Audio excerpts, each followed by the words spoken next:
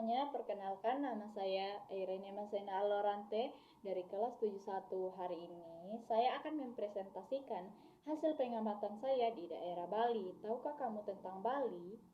Bali merupakan daerah wisata terdepan di Indonesia loh. Mengapa demikian? Ya, karena perpaduan alamnya yang indah, budayanya yang unik, sehingga menarik wisatawan untuk datang berkunjung ke daerah Bali. Nah, pastinya di sana itu mempunyai komponen biotik dan abiotik. Contoh komponen biotiknya di Bali yaitu seperti kura-kura pastinya banyak di sana, ikan, hewan, tumbuhan, eh, manusia pasti banyak terdapat di sana. Nah, juga contoh komponen abiotik yaitu bebatuan, tanah, cahaya matahari, dan banyak lagi contoh-contoh komponen biotik dan abiotik yang berada di Bali. Nah, di sana juga memiliki potensi sumber daya alam, potensi kemaritiman, mata pencaharian, dan juga budaya penduduk setempat. Nah, tahukah kamu kalau Bali merupakan segitiga karang dunia loh? Mengapa demikian? Ya, karena keanekaragaman terumbu karangnya dan ikan karangnya yang banyak sekali. Terumbu karangnya saja sampai mencapai 406 spesies, sehingga ikan karangnya juga 806 spesies. Banyak sekali bukan? Nah, di sana juga memiliki mata pencaharian masing-masing. Lebih dari 1,1 juta penduduk Bali bekerja di sektor pariwisata dan pertanian. Karena keindahan alamnya dan tanahnya yang subur membuat penduduk di sana sangat bergantung kepada mata pencaharian tersebut. Nah, di sana juga memiliki budaya tersendiri loh. Masyarakat di Bali juga begitu kuat dalam mempertahankan jati dirinya. Nah, di sana itu di Bali rata-rata penduduknya itu beragama Hindu. Jadi budayanya itu saling berkaitan dengan agamanya. Nah, di sana itu ada satu contoh budayanya yang unik yaitu ngaben. Ngaben itu di mana mayat dibakar. Setelah dibakar jadi debu, setelah jadi debu bakar ditaruh di kayak tempat-tempat begitu terus dialirkan di aliran sungai atau kali. Tujuannya agar mayat tersebut hidup tenang dan damai di alam sana menurut kepercayaan orang sana. Nah, di sana juga pastinya saya akan memberikan contohnya yaitu simbiosis mutualisme, yaitu kupu-kupu dan lebah bunga. Kupu-kupu mengisap nektar yang terdapat pada bunga, sedangkan timbal baliknya lebah bunga mendapat bantuan dari gerakan kupu-kupu untuk penyerbukan. Contoh simbiosis komensalisme yaitu tanaman anggrek dan pohon mangga. Tanaman anggrek mendapat keuntungan yaitu tempat hidup, sedangkan pohon mangga tidak mendapat keuntungan ataupun kerugian dari adanya tanaman anggrek. Nah, contoh simbiosis parasitisme yaitu kutu rambut dan manusia. Kutu rambut mengisap darah di kepala manusia sehingga manusia mendapat kerugian yaitu kepalanya menjadi gatal-gatal. Hasil pengamatan saya menunjukkan pencemaran air yang terjadi di Bali. Bali adalah sebuah pulau di Indonesia yang dikenal karena memiliki pegunungan berapi yang hijau, terasering sawah yang unik, pantai, dan juga terumbu karang yang cantik. Nah, terdapat banyak tempat wisata religi seperti Pura Uluwatu yang berdiri di atas tebing. Di selatan, kota pesisir Pantai Kuta menawarkan wisata hiburan malam yang tak pernah sepi pengunjung. Sementara Seminyak, Sanur, dan Nusa Dua dikenal suguhan resort yang populer. Tetapi sebagai daerah wisata yang seringkali banyak orang yang membuang sampah, membuang limbah ke dalam laut. Kegiatan manusia yang mengakibatkan terjadinya pencemaran tersebut adalah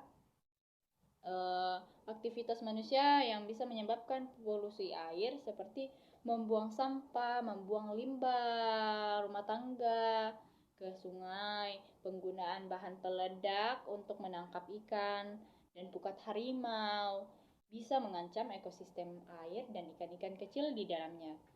Menggunakan deterjen dalam rumah tangga. Dampak dari pencemaran air tersebut, air yang tercemar dapat menyebabkan penyakit dan virus loh, seperti tifus, kolera, hepatis, berbagai penyakit lainnya. Ekosistem sangat dinamis dan merespon perubahan lingkungan bahkan yang terkecil sekalipun. Polusi air dapat menyebabkan seluruh ekosistem merusak jika dibiarkan tidak terkendali. Cara menanggulanginya yaitu mencegah pembuangan limbah secara besar-besaran adalah dengan mencoba mengurangi efek berbahaya. Ada berbagai perubahan kecil yang bisa dilakukan manusia untuk melindungi diri dari kemungkinan kelangkaan pasokan air bersih di masa depan. Indonesia merupakan negara yang memiliki alam yang sangat indah dan kaya akan sumber daya alam. Sumber daya alam seperti komponen biotik dan abiotik. Indonesia pun merupakan negara dengan keberagaman budaya yang semuanya itu dapat dijadikan sebagai sumber mata pencaharian. Namun dalam memenuhi kebutuhannya, manusia lupa menjaga alam sekitar yang mengakibatkan rusaknya dan munculnya berbagai macam pencemaran, salah satunya yaitu pencemaran air.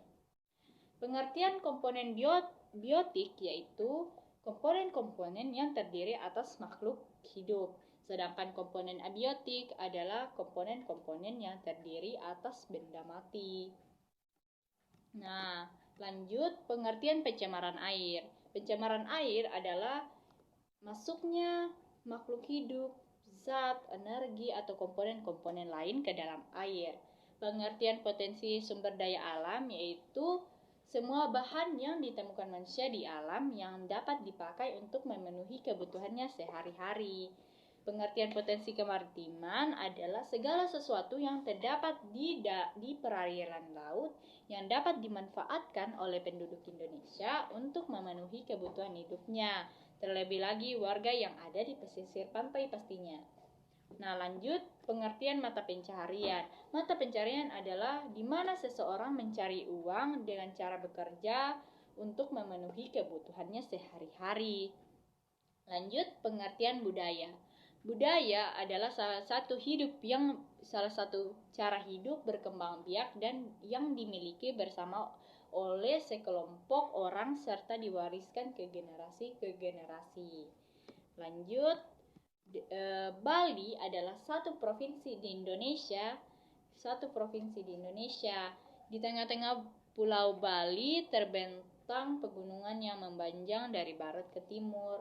Dan di antara pegunungan tersebut terdapat gugusan gunung berapi, iklim, serta jenis-jenis tanah yang sesuai menjadi salah satu faktor bagi orang Bali untuk mengutamakan hasil pertanian dan berternak. Beberapa fauna yang khas di Pulau Bali adalah jalak Bali dan banteng, terutama jalak Bali yang menjadi maskot di sana. Daya tarik Bali untuk dikunjungi sebagai destinasi wisata adalah keunikan budaya dan keindahan alamnya. Dapat disediakan semua destinasi pariwisata dengan standar yang sama. Nah, hasil pengamatan saya tentang komponen biotik dan abiotik yaitu di daerah Bali sangatlah beragam. Contohnya adalah air, karena di daerah Bali lautnya begitu luas sehingga jenis-jenis terumbu karang dan ikan-ikan begitu banyak, mencapai 1.200 lebih jenis. Nah, kalau hasil pengamatan pencemaran air saya menemukan bahwa yang paling banyak menyebabkan pencemaran air adalah wisatawan lokal ataupun mancanegara. Mengapa demikian? Karena banyak wisatawan yang belum sadar akan pentingnya menjaga kebersihan di pantai. Mereka belum menyadari jika air tercemar dapat menyebabkan biota laut rusak dan berpengaruh untuk kesehatan ikan-ikan yang ada di laut. Begitu juga banyaknya nelayan yang menangkap ikan menggunakan pukat harimau dan bom, sehingga terjadi kerusakan biota laut. Hasil pengamatan saya tentang potensi SDA dan kemaritiman yang ada di sana menemukan bahwa potensi SDA dan kemaritiman yang ada di Bali begitu banyak, tetapi potensi alam yang didapatkan adalah di potensi SDA. Mengapa demikian? Ya, karena di Bali lautnya begitu besar dibanding daratannya. Pulau Bali dikelilingi oleh laut, maka potensi kemaritimannya begitu banyak. Produksi perikanan tangkap di laut Bali didominasi jenis ikan tuna, ikan lemuru, dan ikan tongkol. Potensi perikanan budidaya di Bali seluas 1.551.075 hektar, namun dimanfaatkan sekitar 30%-nya saja untuk pengembangan rumput laut, kerapu, dan kerang dan mutiara. Hasil pengamatan saya tentang mata pencaharian penduduk, bertani adalah mata pencaharian pokok di sebagian besar anggota masyarakat Bali, dan juga terpentingnya adalah bercocok tanam di sawah. Walaupun begitu, banyak juga mata pencaharian di Bali antara lain di bidang pariwisata dan nelayan dan lain-lain. Hasil pengamatan budaya penduduk daerah setempat yaitu Bali memiliki dunia kecil dengan kekayaan tradisi, adat, legenda, serta seni yang terjadi epotime istimewa. Semuanya itu tak terluput dari keberagaman agama Hindu di Pulau Dewata. Seluruhnya saling terkait, memengaruhi, dan membangun budaya di daerah Bali. Antara lain yaitu yang saya sudah sebutkan tadi, yaitu upacara ngaben. Maka refleksi saya adalah Bali memang pulau yang kecil secara fisik, namun ia dapat memberikan kontribusi yang cukup berarti bagi kehidupan umat di Bali, khususnya di tingkat nasional bahkan di tingkat internasional. Nah, pada umumnya hal ini terjadi demikian karena Bali memiliki dua kekuatan, yaitu keindahan komposisi alamnya dan keluhuran filosofi budaya. Dengan kondisi alam yang indah dengan budaya yang khas, masyarakat di Bali harus tetap mempertahankan dengan selalu menjaga alam di sekitarnya. Alam dan manusia memiliki kesamaan, yakni merupakan makhluk ciptaan Tuhan. Sebagai sesama makhluk, sudah seharusnya manusia dapat menjaga hubungan harmonis dengan alam dengan cara merawat dan menjaga lingkungan dan tidak merusaknya. Sekian presentasi saya, terima kasih.